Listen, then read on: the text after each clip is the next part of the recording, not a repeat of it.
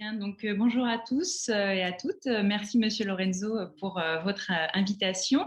Donc, effectivement, un petit peu dans le prolongement de ce que Vanessa vient d'évoquer, donc les aspects psychologiques qui ont pu être mis en jeu dans cet moment de pandémie, hein, en lien avec le vécu parental de la situation de pandémie, également les difficultés sociales et émotionnelles des enfants. Donc,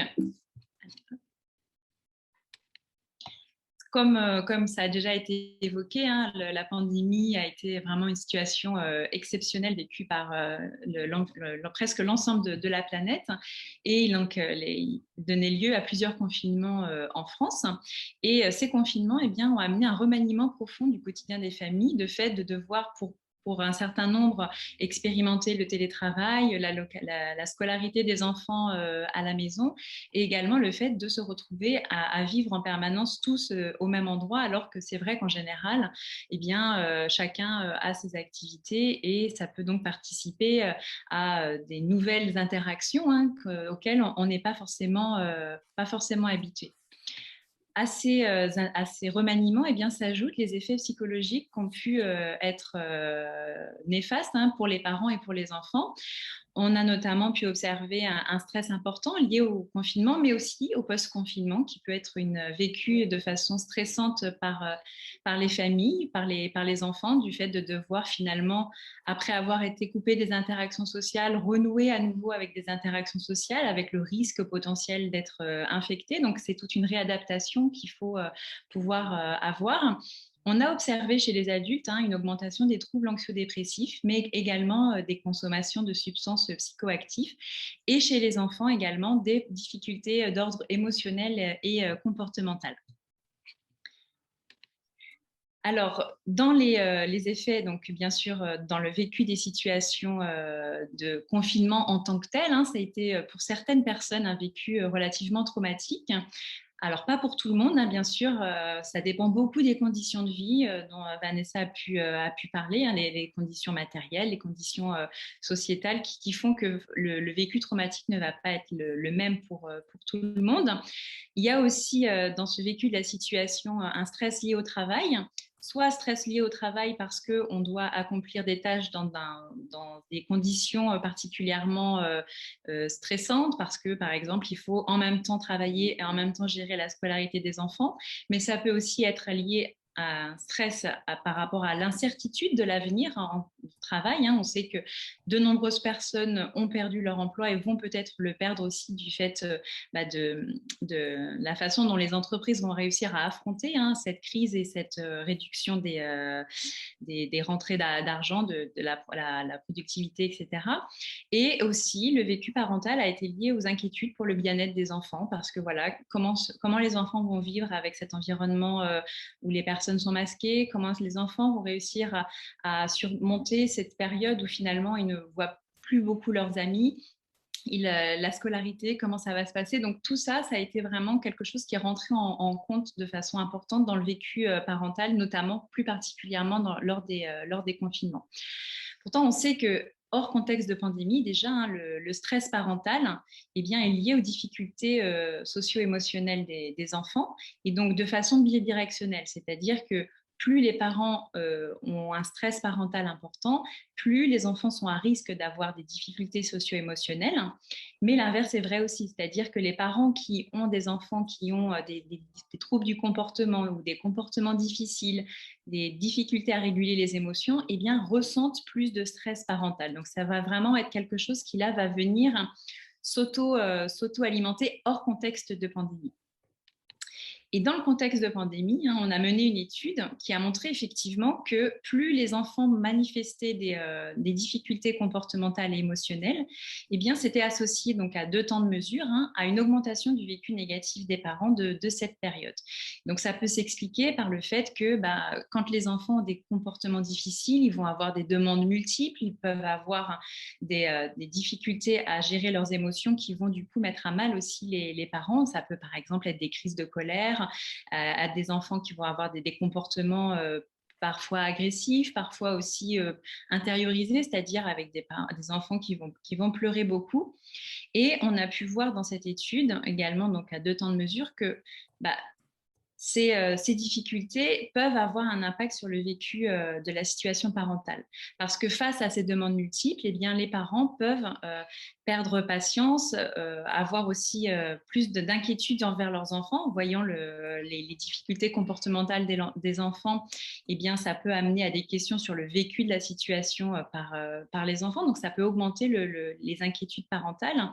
Et ces difficultés de comportement, aussi bien sociales et émotionnelles, peuvent aussi engendrer des tensions au sein du couple, mais aussi au sein de la famille. Donc, ça peut vraiment venir à exacerber les difficultés préalablement présentes dans les familles. Et donc, ce vécu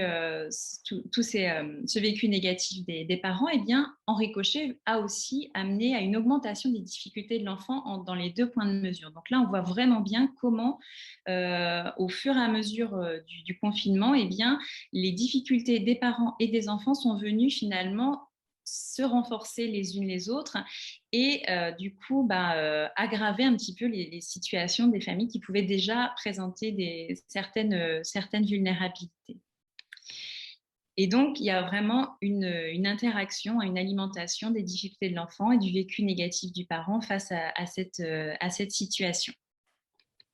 Alors, il faut avoir en tête que beaucoup de parents qu'on a interrogés, nous, dans l'étude que je viens de présenter, sont des parents qui ont des situations socio-économiques plutôt favorables. Et donc, on voit que normalement, les situations socio-économiques favorables sont plutôt un facteur de protecteur par rapport au stress parental, par rapport aux difficultés de comportement de l'enfant. Et on voit que même ces familles ont éprouvé des difficultés.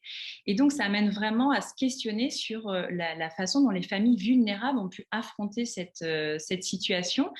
Sachant qu'on sait que hors contexte de pandémie aussi, la monoparentalité par exemple, eh bien, on observe des niveaux de stress parentaux plus importants, que les difficultés socio-économiques sont aussi associées à des difficultés chez l'enfant, à plus de stress parental, que les enfants qui présentent des troubles du comportement, eh bien, ça met à mal la gestion des familles et l'organisation et la façon dont on peut surmonter les comportements difficiles des enfants.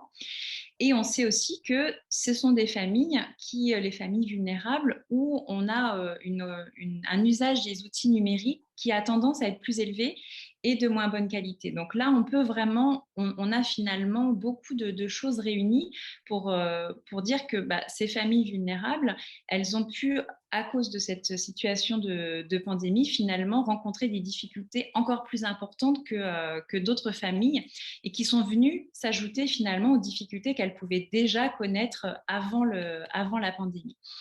Et donc, ça amène à se poser vraiment la question de l'après-Covid et des conséquences, surtout à long terme, parce que là, bien sûr, on est encore un peu dedans, même si on a le sentiment d'en sortir.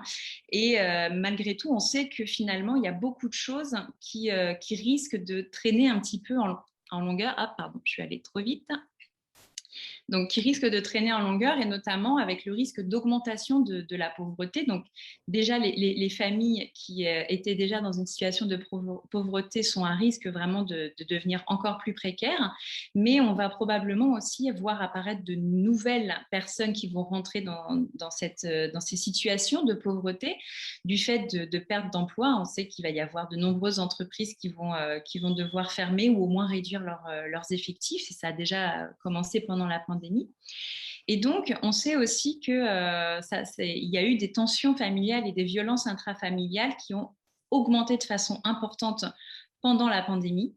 Et donc, qu'est-ce que ça va donner à long terme pour ces enfants qui ont vécu et qui vont encore vivre dans un contexte fortement vulnérabilisant.